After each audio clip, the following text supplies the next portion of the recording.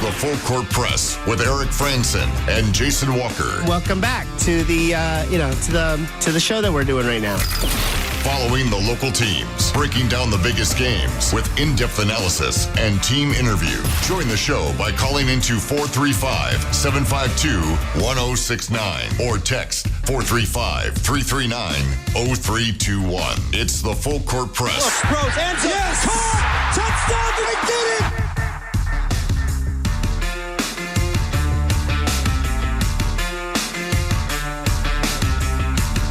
Good afternoon, everybody. Welcome on in. Eric Frandsen, Jason Walker here on 106.9 FM, 1390 AM, 1069thefan.com, and the 106.9 The Fan mobile app.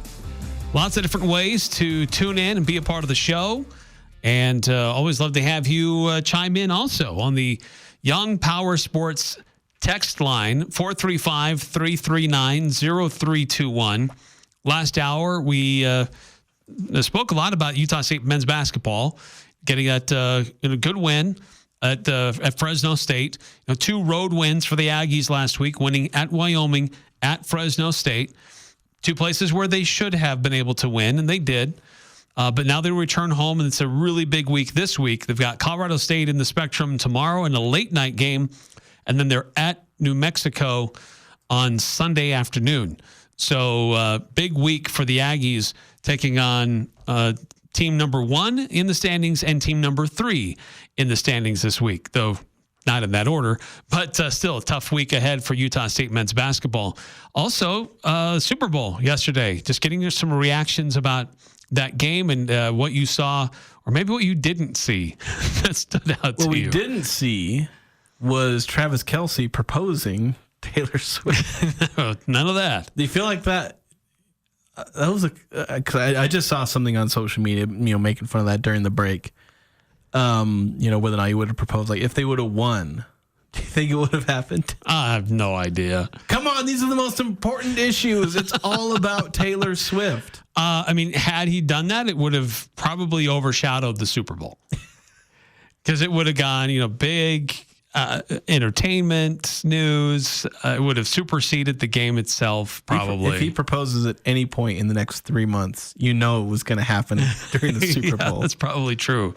Yeah, he's probably not doing anything over the next couple of weeks because he's going to be salty about how his team played. Yeah, this is how it is. And of course, he's also coming toward the end of his career. He's getting to the point where he said he has a lot of good football left in him, but they didn't catch a single pass in the first half. So yeah, rough overall. And look, they gave the MVP to Jalen Hurts. Well, I didn't even pay attention to who they gave the MVP to. They really should have given the MVP to either Vic Fangio, the defensive coordinator, or if not that, their defensive front. If there's not like a single player that you can identify as like this guy, I don't know, because maybe there was the one time there was guy who had like 2 interceptions in the Super Bowl and they gave him the Super Bowl MVP, or sometimes a wide receiver has like 200 yards or something like. Well, nobody's had 200 yards in the Super Bowl since like Jerry Rice, but like a bunch of yards, or a running back has a ton of yards. Like if you don't have this like special performance statistically from one of those guys, it just goes to the quarterback by default. Yeah, you could throw for 150 yards and win Super Bowl MVP. Like that's kind of the way the quarterback position is.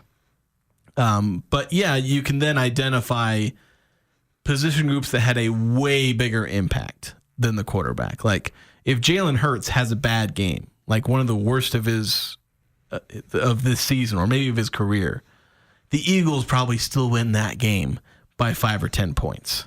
Yeah, that defensive front, it wasn't like they were doing anything overly dramatic. They weren't sending special or exotic blitz packages. There was just their front seven just bullied Kansas City. There were people after the game were like,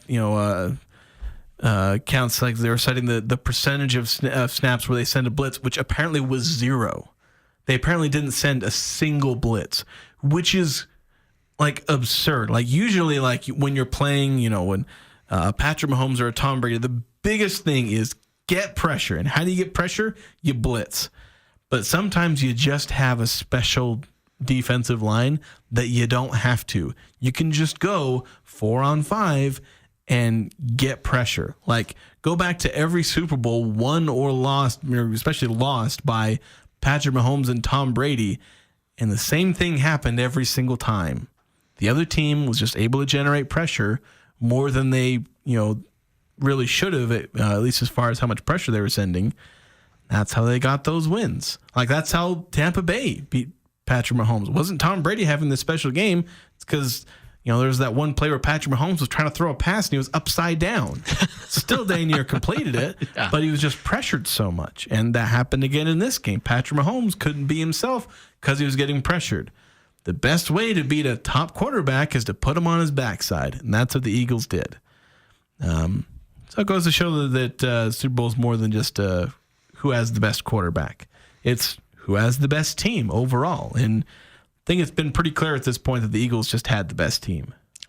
Yeah, if it was up to me, and I know it wasn't, but if it was up to me, I would have handed it out to Josh Sweat, defensive lineman for Philadelphia. 2.5 sacks, 3 quarterback hits. I mean, but it'd be hard to just give it to one guy. That's a problem. Yeah, but 2.5 sacks is pretty dang good. Yes, but their defensive plan was very effective. The thing that was concerning to me is just how little it seemed that Kansas City was able to work around it, and it only seemed like in the fourth quarter where they're doing a quick game. Ball's got to get out of his hands quickly. And they didn't try to go side to side. They didn't try to get that defensive line second guessing where things were coming. They didn't run the ball very effectively at all. It was just a really weird game plan, and that it didn't really seem to adjust very much was also really weird. Yeah, it just seemed that Kansas City was just completely outplayed, outcoached, everything. It's like Philly hit them so hard so early, it just knocked them on their butts, and they just were dazed and confused. Yeah, I think that pick 6 from Cooper DeJean was the sucker punch that Kansas City just didn't seem like they could recover from. Because up until that point, it felt like a very tight game, a very closely contested. There were some punts on either side. The Eagles were struggling to finish. They did get the touchdown it was their first drive they got a touchdown, right? It was either first or second. I can't remember the exact details. But they got a touchdown fairly early. And Kansas City was close, but not quite there, having to punt it away.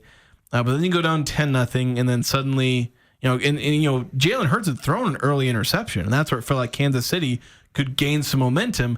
But then you have the pick 6, and it's 17-0, and it's like, okay, if you're the Chiefs, you might be in trouble at this point. Mind you, I've seen the song and dance before where the Chiefs go down by 3+ scores. I've seen this song and dance in the Super Bowl. Not necessarily Patrick Mahomes, but others who have come back from it, and from Patrick Mahomes elsewhere in the playoffs. Right. I think he did 24-0 against the Texans, if I'm not mistaken. But I can't remember if I already said that on there. I was having the same chat with the guy next to me at my desk, but the thing is, like, the Eagles, I think the thing that absolutely won them the game was the third quarter, because they get the big lead at halftime. But so many times, you've seen this from Patrick Mahomes, you've seen it from Tom Brady, you've seen it from a bunch of great quarterbacks. They take that third quarter and suddenly things change, things shift, they get close, and then in the fourth quarter, they finish off the rally. The Eagles obviously dominated the first half, but they won the game with a strong third quarter. Just make sure Patrick Mahomes doesn't have any chance at rallying in this game. And then in the fourth quarter, when you're up by like 4 or 5 scores, okay, that's when there's not enough time for Mahomes to come back. Yeah. I was hoping for a fun, entertaining, close Super Bowl, and we didn't get that at all. I was frustrated in the lead up to it. Everybody whining about preferential treatment from the refs, or we're just getting tired of the Chiefs. It's like, can we just let them play and let's just see what happens? But everybody, and I get it, that's what happens. You're leading up to a big game. Everybody's advocating for their team or their side. When you have 2 weeks, like, NFL coverage already gets ridiculous with how much we microanalyze everything. I know we don't do it too much on our show, but like every other program that you hear on 106.9 The Fan If you want the NFL, you got plenty of the NFL. Yes. We got you covered. Just maybe not on our show here. But when you have 2 weeks to analyze every single tiniest detail of a matchup, like 3 days is almost too much to preview two teams. But in the NFL, you get a whole week typically, and 2 weeks, like that's way too much. It's a lot. Yeah, it's a lot. What were I guess the question for the audience is just how did you feel about it? Did you enjoy it? Maybe you're a big Eagles fan, and that was just glorious, to see what they were doing. But generally speaking, how was your experience with the Super Bowl? 435-339-0321, 5253 texting in. How deflating is it that the butt push was a non-issue? I feel like KC was robbed of the one controversial scapegoat they could have blamed the loss on. Pity. One of my conspiracy theories, I can't remember if I said it out loud or if I said it to my brother, just kind of internalized it, was, mind you, I don't know, when I say my conspiracy theory is more just a fun idea that I know isn't going to happen, but it's fun to imagine it like this. Kind of like the Chiefs getting the preferential treatment. It's fun to, talk about, but if you actually know what you're talking about, it's not an actual thing. But like the conspiracy theory was like the Eagles win the Super Bowl on a tush push at the goal line, and the Chiefs lose. They complain about it and it gets outlawed. I mean, they did score a touchdown, but that was their first touchdown. It was the game opening touchdown. Again, I can't remember if it was first or second drive. But yeah, I mean, the play used to functionally be illegal because I believe for the longest time in both college and NFL, you weren't allowed to push your teammate while they were carrying the ball. You couldn't push him, you couldn't carry him. And then for whatever reason, they just decided to stop that. If I'm remembering the events right, because for the longest time you couldn't do it, and then they just kind of got rid of that rule. And then it was a non-issue because everyone's like, okay, every now and again an offensive lineman will shove the running back or bear hug him and fall backward into the end zone, whatever. Nobody cared. It's actually kind of fun to see that. Right. To see that kind of play at the goal line, the offensive lineman literally carrying his running back into the end zone for like half a yard. Nobody's picking up their, the guy and then running 5 yards forward. But then suddenly the Eagles decide, what if we just get everyone and just shove everyone into like this tight space, have like two fullbacks shoving your quarterback forward. They took advantage of what's allowed in the rule books, and everyone whines about it, but they're also the only ones doing it. So like, if everyone's annoyed about how well it works, why isn't everyone doing it? Well, Buffalo tried it, and they clearly don't practice it as much as Philly does. Yeah, and it was a terrible display. They were so bad in short yardage in that game. Like, I know they whined about the refs in that one, but it's like, if Buffalo was actually good in short yardage situations in that game, the number of third and shorts and second and shorts they failed to convert that led to fourth and short where things were going wrong, they'd have won that game. But the Bills just always choke against the Chiefs in the playoffs. It's a tale as old as time. Yeah, that's right. Just a fact of life. 5452 texting in, was happy to see the Chiefs get destroyed, was hoping for the shutout. Yeah, I was starting to hope that a little bit, but then like I went to the bathroom, my brother calls out, the Chiefs scored. I was like, oh, okay. That's how my Super Bowl experience went for me. So a touchdown happened while I was going to the bathroom. Well, I mean, you try to, how else do you get engaged or get excited about the game? You start cheering for different things to occur to at least find some interest in what's happening. And it just didn't quite happen that way. But the NFL season is now officially done, and the off season begins. And so we'll see what happens with already the news this week that the Jets are moving off of Aaron Rodgers. That is just truly hilarious. The whole Aaron Rodgers tenure in New York, which will go down eerily similar to Brett Favre's tenure there. Let's just hope that Jordan Love never gets a call from the Jets. Yeah, and if it is, you hope it's after a long Hall of Fame career, which at that point you'll just kind of be like, whatever. Yeah, whatever. But there's going to be drama. There will be debate and discussions. So player movement eventually. So Yeah, you got to get the free draft agency coming up in April. Yeah, the draft. They're gonna in about a month. They're gonna be hitting full on. Of course, is it late combine? Is combine late February or early March? I can't remember suddenly. I thought that was early March. Yeah, I think they might be like right before March Madness because they're not crazy enough, I don't think, to overlap the combine with March Madness. Should be February 27th through March 2nd. So yeah, right at the end of college basketball regular season. So yeah, and of course it's the most overhyped event in history, but a lot of people focus on it, and you're probably going to see Jalen Royals there. At least I hope we see him there. I hope we see him there. I'd be surprised if we didn't. Yeah, just give him a little more time to heal from his mid-season injury last year. Yeah. I think that had somewhat of an effect on how he performed. Yeah, he said he was running at Senior Bowl. He said he was going at about 80% during those drills, and that may have impacted his, the full speed contact in the Senior Bowl. But we'll see him at the combine. I'd be incredibly surprised if he did. I mean, he's projected to be a day two guy getting passed up by in the combine. It would have to be health related at that point. Yeah. So it'd be nice to see him. It's been a minute since we've seen an Aggie in the combine. Jordan Love was probably the most recent one. Probably. I'd have to go back and double check, but yeah, it'll be good to see him there, and then obviously see him potentially get drafted. But we'll go through another NFL cycle. Hopefully, get back to putting Aggies in the NFL because we've had a bit of a drought. We were in the double digits of Aggies in the NFL, and now we're down to the single digits, and it's basically Bobby Wagner and Jordan Love carrying. Yeah, all of the other you'd have a handful of guys on offense, defense. They'd be out there, and now it's like you haven't put a guy into the NFL that's stuck in the NFL. Meaningful. Yeah, like Devin Tompkins and Derek White. Yeah, Derek White. Even Derek White didn't even really stick. So it's like Devin Tompkins, I feel like, is like the last. I feel like I'm skipping somebody, but I feel like Devin Tompkins, I think, is the last guy who's kind of stuck.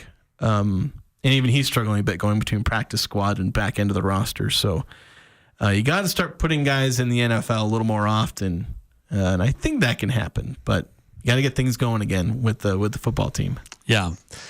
So the football season is now done. Now there will be the UFL that'll pop up, but nobody cares.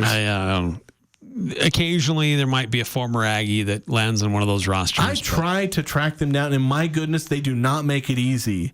It's not very well because I can't search machine. The rosters. I feel like that would be a huge promotional thing. Your local college trying to keep track of their prospect who made it to the UFL, but I literally have to search through every single roster manually and just try and find someone, and do that sometimes in a week by week because rosters can change. And it's like I'm sorry guys, I'm do my best, but I'm not that good. I'm not looking through 8 or 10 UFL rosters. Just to see 8, just so I can track down a former Aggie. The season for that doesn't begin until the end of March. So they got to wait until, of course, March Madness is still going on then. So it's like the start of their season, which is usually the most hyped part of the season, beginning and then playoffs, masked by, March Madness, which everyone's getting roped into. Yeah, March 28th, 29th, and 30th. That's their first week. That's like the Sweet 16, I think. Thereabouts. He might be in the Elite 8 by that point. Yeah, potentially. Anyway, so that's it for the football season. It's now concluded for all intents and purposes, and shift their attention to spring ball for the colleges, and I guess USF or UFL down the line a little bit. Get to see spring ball because, they may just hold private scrimmages and private practices. I mean, that's not going to stop Eric, but he'll just walk. Who knows? For the different coaching staff, I might not be able to just innocently wander into a closed practice. Just come in the show one day and Eric's like, I just got banned from Utah State football events and practices because he walks onto the field. And start live texting or tweeting. And then live tweeting. And filming things. Yeah. Wait, I wasn't supposed to be here? Let alone. Nobody told me that. Let alone share this information publicly? Oops. Oh, that would never happen. Yeah, it could never. Eric is a responsible human being. Oh. Hey, we're going to take a timeout here on Full Court Press, but when we come back, changing dynamics in the NBA. A lot of different players on the move, a lot of stars on the move, a lot of recognizable names got moved last week.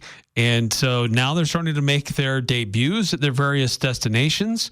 One of those will be making a debut tonight against the Utah Jazz. So we'll take a look at that and some of the other news with some of these guys that have been on the move in the NBA. And we'll discuss that next here on the Full Court Press. Copiers, printers, service, and supplies are just the beginning.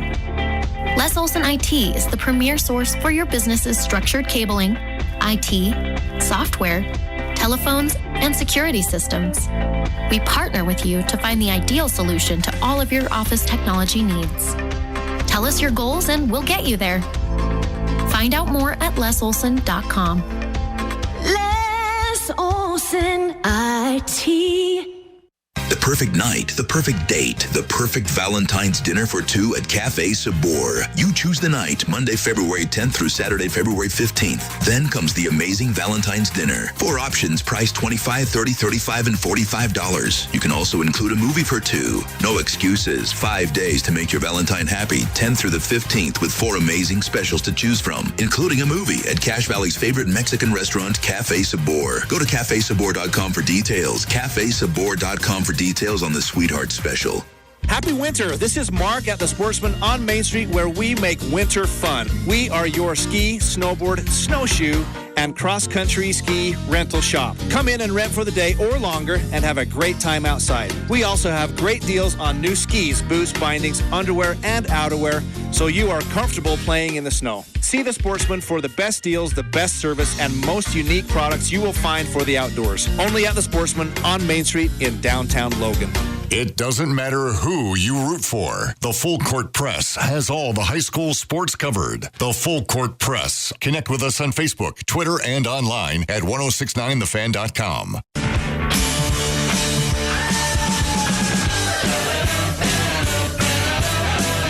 New and used snowmobile inventory is still available at blowout prices at Young Power Sports. All remaining snowmobile inventory has to go. So because of that, they're going to beat or match any and all snowmobile prices that are out there. Price match guarantee that will not be beat. If you're interested, go check them out. Young Power Sports. They are at 1903 South, 800 West in Logan. So a lot of different changing dynamics in the NBA, a lot of trades that happened, and even a trade that didn't happen. It got rescinded over the weekend. Very rare that you see this, that a team will agree to take a player and then do a head fake and say, you know what, actually, we don't want this player after all. We're going to keep our guys. You can keep him. We're going to keep our draft picks. Kind of a weird deal there with the Lakers and Charlotte. With that trade to get their center. So the Lakers are going to have to try to find a center on the buyout market. And I don't know how many guys are available, at least not of much worth, but players are moving. We saw somebody on the buyout market make a move here recently, Ben Simmons. He was cut and then he was bought out. And then the Clippers were able to secure his services for the remainder of the season. So it can happen. But it's kind of rare that you see a trade get canceled by somebody who worked hard to make the deal happen in the first place. And it pretty much is always due to failing a physical or something to that effect, or some kind of, sometimes in the NFL, I think there is times where like players, I want to say it happened with a defensive lineman a while back where like they signed him and then like he failed a conditioning test or something and so got cut like immediately or something like that. Or like in trades, there can be physicals that happen, obviously, because that's kind of the part of the trade process, and you don't really think about it a ton, that there's a physical that happened, and there's ways that trades can be nixed because of these things. It happens every now and again, so like everyone knows it can happen, but usually don't think about it because it's assumed that professional athletes are able to pass physicals. But the Lakers apparently saw things in the physical they didn't like, and they cut it. Well, because it's interesting because Luka Doncic was injured when he was dealt. Yeah. Anthony Davis at the time was healthy when he was dealt, but they didn't fail Luka's physical. I guess there's, but they decided to fail, the other one. I guess that's the question when, like, if you're injured when you get traded, like, you pass the physical then. I guess there's just kind of that built-in assumption of like, okay, yeah, your knee doesn't work because you just had surgery on it. But of course, usually if you trade for an injured player, a lot of times you're just cutting him anyway. At least not a guy who has like a long-standing injury. Luka wasn't like long-term injury because he's already back, projected to play tonight. But I don't know. The funniest thing from the fallout of the trade deadline and all that was Anthony Davis. I shouldn't say it's funny because Anthony Davis got injured, and it's not funny that someone got traded, but it's just, with what the Mavericks did, and with the stupid move they made, trading an All-NBA generational talent, and I don't use generational lightly, unlike most people who describe every other player in the NBA as a generational talent. Luka was genuine MVP material, which there's only like 3 or 4 guys in the NBA who are going to have that kind of potential. And Luka has that. They traded him and said, we like Anthony Davis. He's like a win now move and, not really worried about his injuries. And like, we feel like we can still be a win now team. And the first thing that happens to Anthony Davis is he goes down with an injury. Like, the Mavericks GM is not going to even his first full game. Yeah, the Mavericks GM is going to get run out of town with pitchforks and torches. Yeah, it's not. It's not great. It's not a good look. 1534 on that dumbest trade in NBA history. Any person with a brain knows 80 is damaged goods.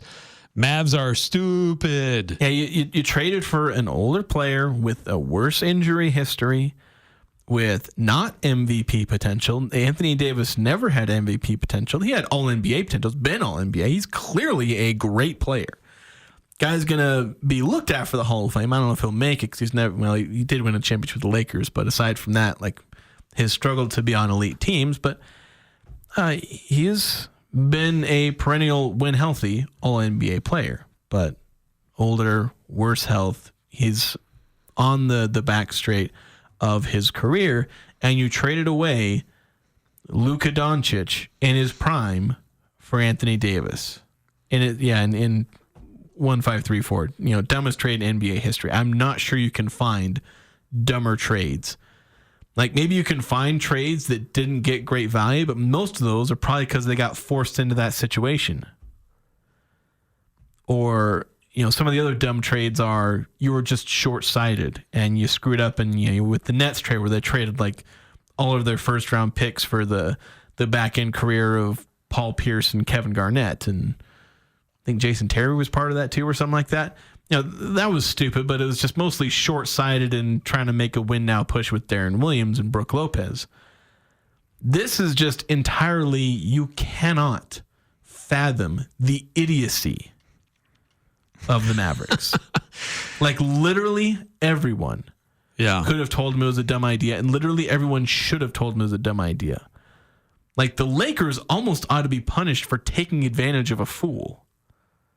But they're the Lakers. They get handed a superstar. Yeah. And it's why, like, some people throwing out conspiracy theories about the Mavericks almost being, like, forced to trade Luka to the Lakers to, get him there and, like, maybe paying the Mavericks under the table or all this stuff. Like, I almost half buy those because I'm at a loss for any actual legitimate reasons to trade him. And when you've run out of legitimate reasons, you turn to conspiracy theories. So it's just ridiculous. Well, the other side of that is Luka Doncic, who is a Laker, and looks like he's been upgraded to probable. He could play tonight. And there's been a presumption for a day or two now that Luka is going to play against the Jazz. That'd be his debut with the Lakers. It's in LA. They're actually going to play each other like next week, I think, either later this week or early next week. They'll be playing in Utah, so they on Wednesday they play tonight, and then they play each other again on Wednesday. Oh, really? Is that soon? Yeah, it's that quick. I thought there was a game or two in between. This was one of those that got rearranged because of games that got postponed or delayed because of the fires in California. And so this was part of that. But at least I think it's connected to that. What are the odds Luka actually plays in that Wednesday game, though? Well, he's been upgraded to probable for tonight. They're handing out Luka T-shirts that look like a jersey. Yeah, he's playing all over in the crypto arena. He's playing today. Like, it's an ESPN game, so he will show his face. Like ESPN might throw a hissy fit if Luka doesn't play. Right. And given they put all those jersey shirts out, but maybe we're like, if he'll probably play this game and then not play the next game as part of injury management, especially because it's a road game. Yes. But you might have a chance. I know people who are actually going to that game. Of course, they're going independent of it being the Luka game, but yeah. So, Jazz and Lakers tonight, and Luka could be part of that. But Utah, looking at again, kind of circling back on the changing dynamic of the NBA. Quick, I think we have a few texts do we? On this situation, let's do that so first. we should get to that before we change topics. And by the way, 1534. I believe the game was moved to ESPN. The Jazz actually, for once, received a nationally televised game, but that's more because of their opponent, or as some people have said, it's because of Isaiah Collier. That's right. He played at USC. So. Yeah, so clearly. And then 6860 saying, why does it always seem like these types of deals favor the Lakers? And Shaq traded in his prime. He only gave them 2 more championships. I don't understand why people are so stupid. Well, also the old tale about the Jazz trading for, was it Gail Goodrich? I think it was. Or like they signed him in free agency. Although the NBA basically forced the Jazz to give the Lakers a compensatory first-round pick, which became Magic Johnson. Oh, right. So, and there's never been compensatory picks ever since then. The NFL does it with free agents, but the NBA forced the Jazz to give up a first-round pick that became Magic Johnson. And it favored, go figure, favored the Lakers, handed them one of the 5 best players in the history of the game. Let's see. Another text coming through 6391. Is the word you're looking for irony, not funny? It's so incredibly ironic that the Mavs traded Luka for injury concerns for Anthony Davis, for Anthony Davis, who immediately got hurt. Yeah, that probably is the better word, irony. The fact that everyone's first thought was that Shams was hacked instead of believing it shows how bad it was. Yeah, Shams literally had to repost, no, this is real. And it was, again, that's, you've hit the nail on the head. That's how bad it was. Bonkers. But with some of these changing dynamics, players are being traded or on the move. This deal with Williams not leaving Charlotte might actually kind of help the Jazz. Yeah, it will. Because he was, solid player. Maybe he's got some injury concerns and some things that the Lakers were concerned about, but he's still having a decent year. Charlotte's right there in the mix, fighting with other teams at the bottom of the league for the best possible draft position. Washington Wizards, they traded away Kyle Kuzma, but no one was going to out-tank the Wizards. But, look at New Orleans. They've made some moves. And then the Jazz, they really didn't affect their roster too much. They didn't really trade anybody away. I know they traded away Drew Eubanks, but they basically didn't give up anybody of note at the trade deadline. Don't forget Patty Mills. Oh, yeah, Patty Mills. But you're right. They didn't move John Collins. They didn't move Colin Sexton. Those are guys who legitimately help the Jazz be competitive. As long as they're on the court, the Jazz can be somewhat competitive. Yeah, and in some cases with, Clarkson and Sexton, they're taking away some minutes from guys like Keontae George and Isaiah Collier, who are suddenly playing a lot better right now. Of course, is that a good thing or a bad thing? If they're playing a lot better and leading the Jazz to some actual wins or really close losses. You'd like the close losses. And by the way, perfect, absolute flawless tanking job to lose a game when you're up by 4 with 4.5 seconds to go. That is like peak. Yeah, that's tank. Next level right there. Like the Jazz deserve a medal for pulling that off in the middle of a tanking season. Yeah, Grayson Allen hits a 3-pointer at the buzzer, forcing overtime. But then the Jazz still find ways to lose that. Devin Booker went for 47. That game against Phoenix just last week. But, you're right. Looking at the young guys and how they're playing, Isaiah Collier seems to be turning a corner offensively. He's always been really good at distributing the ball, and has proven to be a solid point guard for the Jazz. But what can he do in other aspects of the game? Can he actually be a scoring threat? But he's been able to find some offense. Keontae George has kind of moved to a bench role, but he seems to be doing okay with that and still providing some offense and other aspects of the game coming off the bench. Yeah, and I've been harping on this all and over. It's all about that efficiency, man. All about that efficiency, because that's the thing that you got to harp on. Because it's the difference between being, a guy who just puts up numbers on a bad team as a young player versus a guy who may actually contribute to winning. Because players who contribute to winning are efficient, because you need efficiency to win games. And so that's what you're seeing with Collier, where you look at early on, he was shooting 31% in November. I'll use his true shooting percentage to kind of illustrate this. That includes the field goal percentage and 3-point percentage, given the slight boost of 3-point percentage. So 36 true shooting percentage in November, up to 38% in December, up to 49% in January, just over 50% so far in February. He's trending up. Now, mind you, 50% true shooting is actually not that great, but it's improving. Like, you look at his overall field goal percentage, it's gone from 31 to 33 to 43 to 56, to 46 now in February. His 3-point percentage is really struggling. It's been up and down. It's actually slightly down in February so far.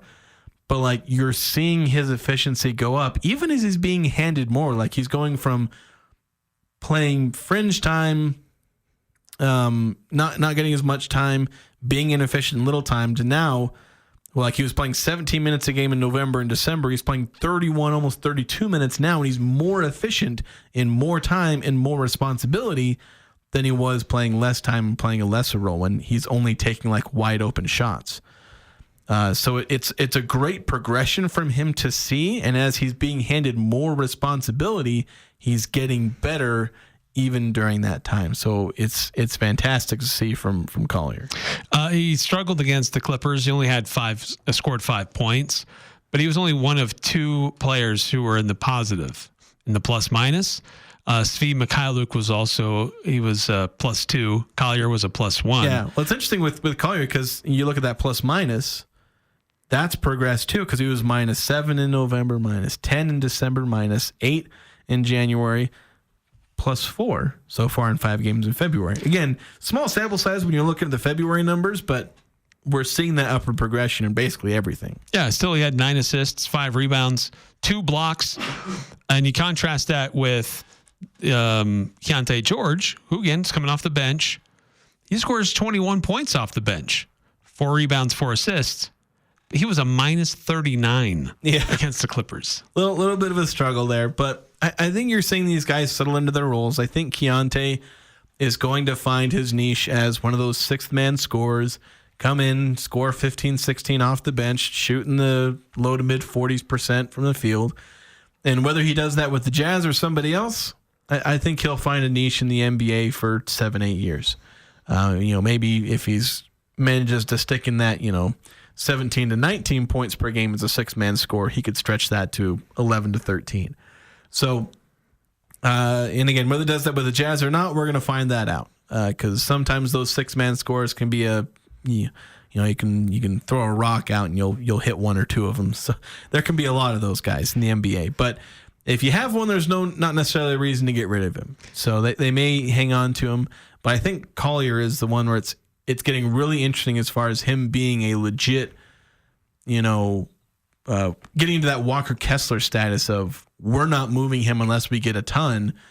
Collier is quickly moving in that direction, whereas basically none of the other young players you can really say that about, because you can't say that about Keontae or Filipowski or even Taylor Hendricks or Cody Williams. Or Sensabaugh. Yeah, or Sensabaugh. All those guys are pretty expendable even as young players. Collier was pretty much exactly that earlier in the season, and basically the only reason you wouldn't get, where teams are hesitant to trade their guys this early in their career just because they haven't had time to evaluate them. But they are quickly moving the direction of putting Collier in the group with Walker Kessler and Lowry Markkinen, where it's like, you really got to overpay us their actual value to pry them away. 435-339-0321. By the way, just one last note here about their last game against the Clippers. The starting lineup, Kyle Filipowski, Micah Potter, Svi Mikhailuk, Isaiah Collier, and Jordan Clarkson. Then you look at who played off the bench: Cody Williams, Bryce Sensabaugh, Oscar Shibwe, Johnny Juzang, and Keontae George. Jordan Clarkson was the only veteran guy that played at all. The rest of these were like two-way guys, rookies or sophomores, or guys that are just lucky to even be in the league. I got to be honest, that might be in all respects to these men who are better at basketball in their left pinky than I'll ever be in my life, but that might be one of the worst groups of 10 players in the NBA on one team. They made it interesting for a half and for part of the third, but eventually the Clippers, they had their starters. They had their normal rotation guys, and you could tell. Yeah, when it's James Harden, Norman Powell, Ivica Zubac, Kawhi Leonard, Derek Jones, like, come on, guys. We know which team is the better one out here. And Drew Eubanks. Yeah, it's true. Patty Mills. He also played. Eubanks revenge game. But yeah, Jazz are in action tonight and taking on the Lakers on national television. 8:30 is when it tips off, so we'll have pregame coverage here on The Fan at 8:20. Gonna take a timeout. We'll be right back right after this on the Full Court Press. Cold weather is here. Let the gold medal winner in the Best of Northern Utah's fireplace category help you update your home with Heat and Glow's full line of gas or wood-burning products. Building a new home? Let the professionals at Advanced Fireplace and Stove design and install your fireplace. From traditional to modern, Heat and Glow has something for every design and every budget. Install a product that will allow your family to make memories for years to come. Stop by at their showroom or visit them at advancedfireplaceandstove.com. Alpine Home Medical has been around for over 25 years. Can you believe that? Hi, I'm Jay Broadbent. What keeps us coming to work every day? We're passionate about caring for you. From home and bathroom safety to transportation, mobility, recovery, oxygen, sleep, and more, come into any of our 10 locations today and let us take care of you. Alpine Home Medical, we bring wellness home. Visit us at alpinehomemedical.com. Adams Wealth Advisors tailors your future with expert in-house help. You need a CPA? No problem. Legal help? They can do that. And of course, certified financial planners with years of experience watching over every move. This is Craig Adams. At Adams Wealth Advisors, we are here to help you receive peace of mind whether you've done a lot of planning or a little planning. Count on our team at Adams Wealth Advisors for honesty, professionalism, and integrity. Visit AdamsWealthAdvisors.com or call 752-1702 to schedule a time with an advisor today. Join the show by calling 435-752-1069 or text 435-339-0321. It's the Full Court Press with Eric Frandsen and Jason Walker.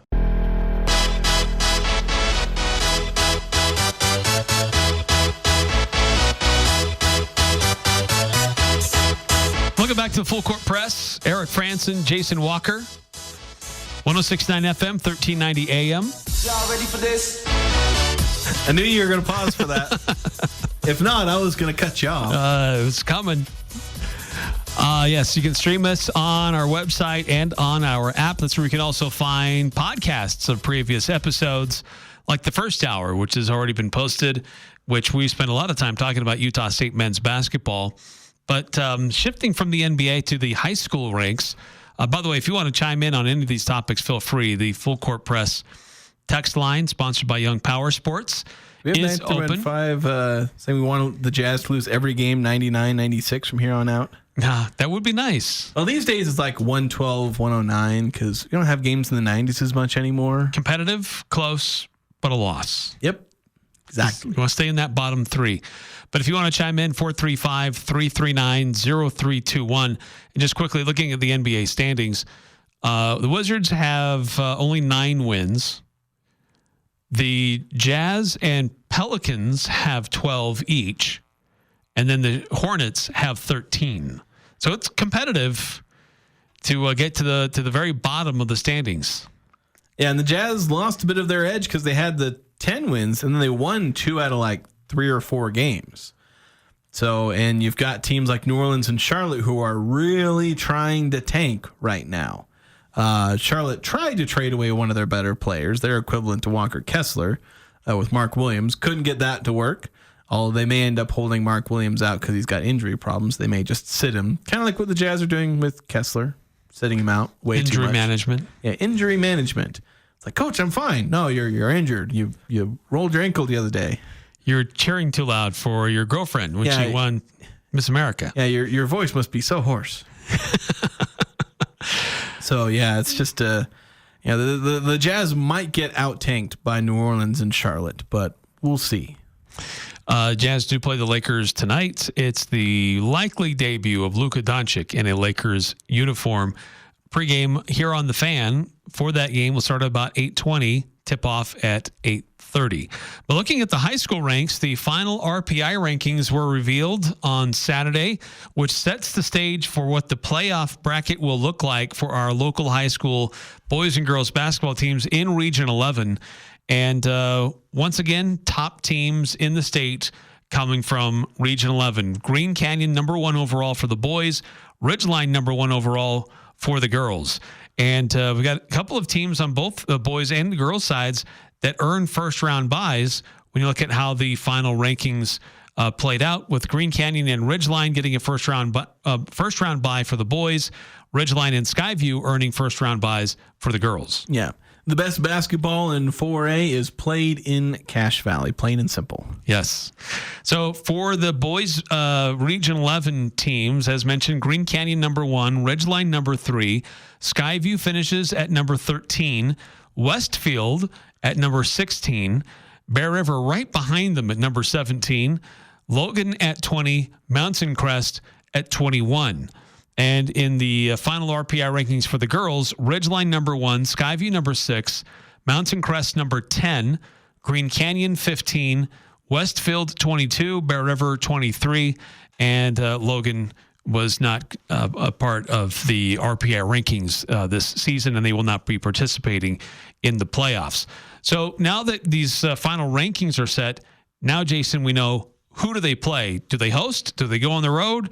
Do they get to sit a game out because they earned a first-round bye? Yeah, this is a few teams are going to get a first-round bye. Not a ton because it's 2 each for the boys and girls. Mm-hmm. So sometimes you've had almost as many as 3 getting first-round byes with boys and girls. But again, the best teams at the top for boys and girls. I think Skyview at 6. I think they're potentially a dangerous team, but of course, in the girls' side, it feels like we're just on a collision course for Ridgeline and Snow Canyon to meet each other again in the playoffs. Right. It feels like an inevitability. But yeah, for the girls, because Ridgeline, they'll await the winner of Uinta Stansbury, so they'll have a bye. I believe it's Tuesday, Friday. Tuesday, Friday for the girls, and Wednesday, Saturday for the boys. But yeah, Green Canyon taking on Timpanogos. The winner of that game will have the unfortunate honor of taking on Snow Canyon. And then Mountain Crest and Bear River facing each other once again.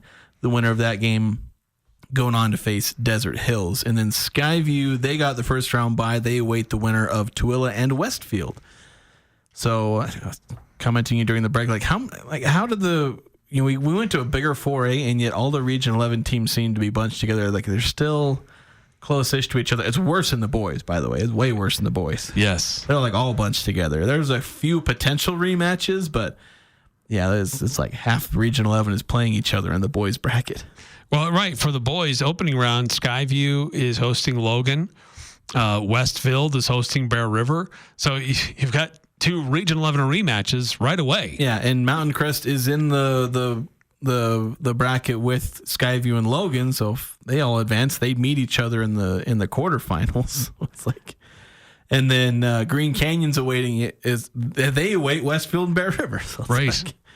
Ridgeline's the only one that really got away from it. The only way Ridgeline plays a Region 11 team is if they meet them in the championship.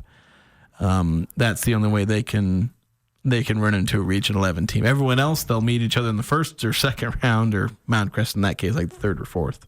So tomorrow, we're just with our family of radio stations and our various broadcast crews that we have available, we're going to try to get as many of these games covered as we can. Some schedules, the where the game is being played, make it kind of tough for some of our people, but we're going to try to get as many of these as we can covered. So tomorrow night, we will have Mountain Crest versus Bear River girls basketball. We'll also have Green Canyon versus Timpanogos girls basketball. So those will be on local radio and video streaming on Cache Valley Daily. And on Wednesday, Skyview versus Logan boys basketball, Bear River at Westfield boys basketball. Unfortunately, we won't have Mountain Crest at Uinta. That game's out in Vernal. That's going to be a bit of a challenge for our crew to get out there and cover that game and get back. So unfortunately, we won't have that Mountain Crest game. But then we'll have games on Friday and Saturday that we'll cover. Again, it just kind of depends on who the opponents are and who may have to travel. But stay tuned for that as we plan to cover as many games as we can on local radio and CacheValleyDaily.com. All right, got to take another time out here on the Full Court Press. And when we come back, Utah State softball picking up some really big wins over the weekend. It's cold outside, but you can keep warm inside with a quality-built, super-efficient York furnace. Count on a furnace from York because it's backed by the strongest warranties available. Call Advanced Heating and Air Conditioning, your local York dealer, at 752-7272. Online at advancedheating-ac.com. York, install confidence. We're not comfortable until you are. Advanced Heating and Air. This is Catherine Buse with Cache Valley Bank, and we understand that concerns about fraud can weigh heavily on you. Your peace of mind is important to us. That's why we're committed to looking out for you and your family. Our team keeps a vigilant eye on your account. If you ever have concerns or need support, we're just a call or visit away. Whether you need advice or just someone to talk to, our friendly staff is ready to help. We're more than just a bank. We're your neighbors, and we care about your security. Visit your local branch today. Cache Valley Bank, member FDIC. Nothing better than a great song from 1976. Hi, this is Bob Larson with LSS Insurance, and I'm talking to you, graduating class of 76. Even if you're still working or getting ready to retire, Medicare is a conversation we need to have. Let us help you understand Medicare and all your options. Don't rely on TV ads or annoying phone calls. Having a local agent makes all the difference. Call LSS at 752-9493. Call 752-9493. This is Kyle at Advanced Door, and we guarantee every garage door we install for a lifetime, parts and labor. That's every door, every spring, every roller, every track, every motor. The entire garage door system guaranteed for a lifetime, parts and labor. We're Advanced Door, and we guarantee you'll be hearing this for a long time. Find out more at advanced-door.com. That's advanced-door.com. It's the Full Court Press with Eric Frandsen and Jason Walker.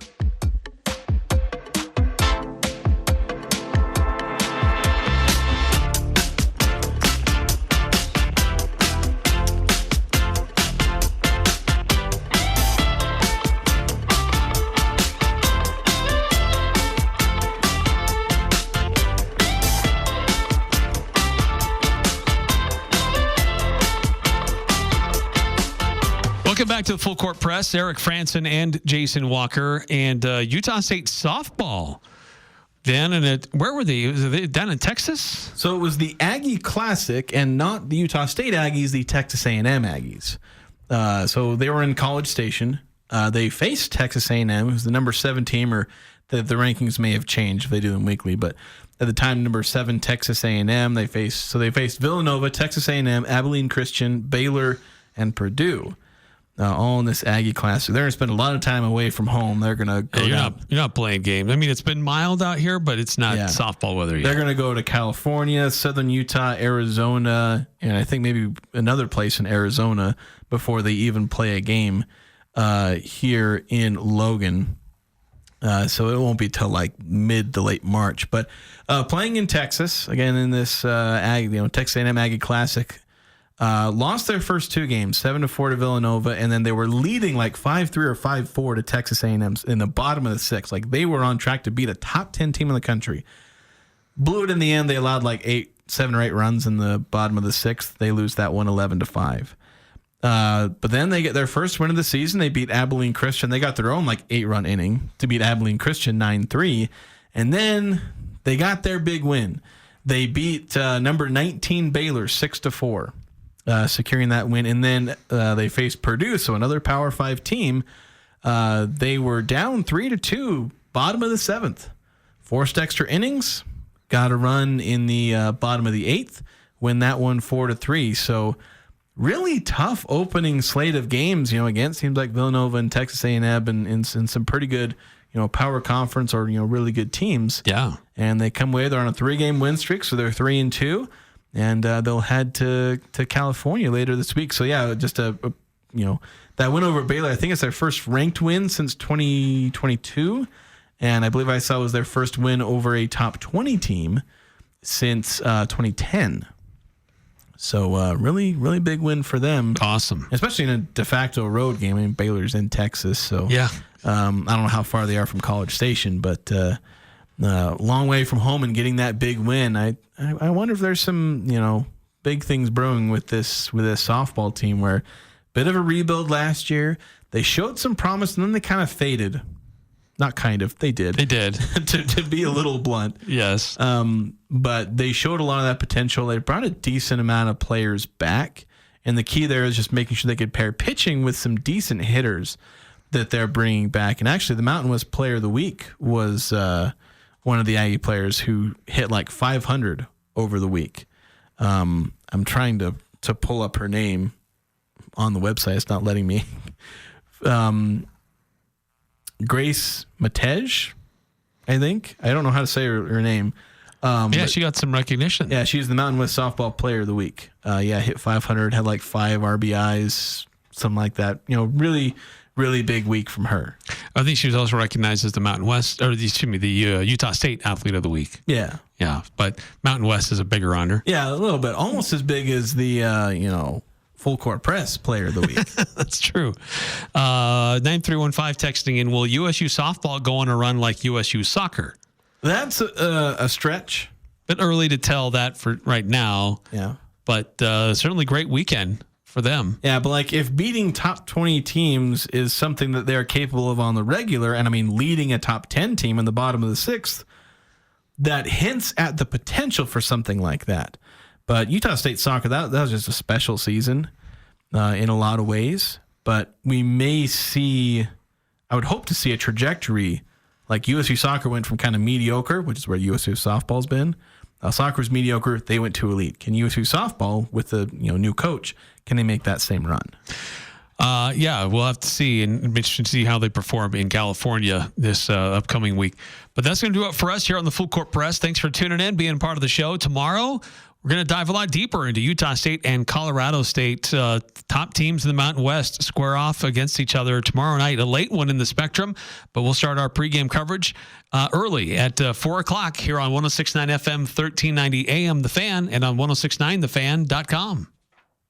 Hi, Cache Valley. This is Dan Newmeyer at Blue Sky Restoration, formerly ARS. Do you know what to do if you are experiencing water flooding inside your home? First, make sure everyone is safe, turn off the water, and call Blue Sky. Do you know where the water shutoff is at in your home? If you don't, call Blue Sky and we'll send out a representative for free to help you find it and tag it so you can be prepared if an emergency arises. Remember Blue Sky, restoring your property and your life for a brighter tomorrow.